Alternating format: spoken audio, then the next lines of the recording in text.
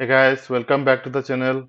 And today's topic is we'll discuss about two important the M functions which will help you when you are working with any requirement in the Power Query, right? So the first one, say that suppose you have a column here, right? And you want to just insert a dummy rows into this particular column, right? So this dummy rows is not available in your source, but rather you want to insert that. So how you can insert it? So let's say this is the steps, right? The last whatever the steps you have. On top of this, we want to add one row for the order ID.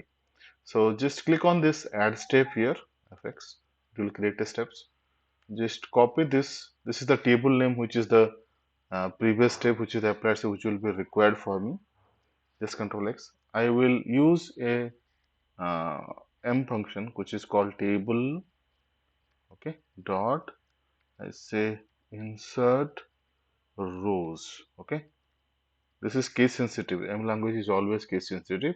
The first parameter would be my table, okay, which is the previous table, on which row you want to insert. I want to insert in the first row.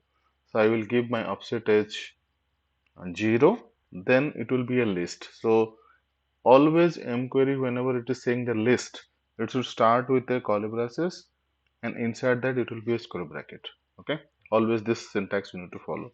Now what I'll say, order ID, which is my column where I want to insert, right?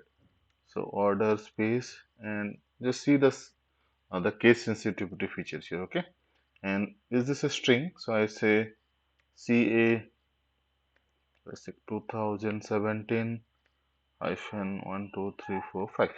Okay, so this is the one record which I want to insert as a first row into my table. That's a dummy. Okay, so if you enter it, see the first row got inserted CA 2017 1 2 3 4 5. So this is called table dot insert rows. Okay, another one.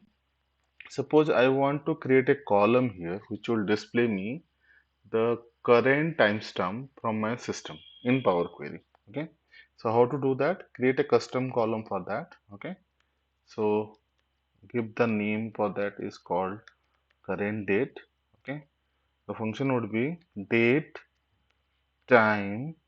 Okay, dot date. Okay, then inside that you can say date time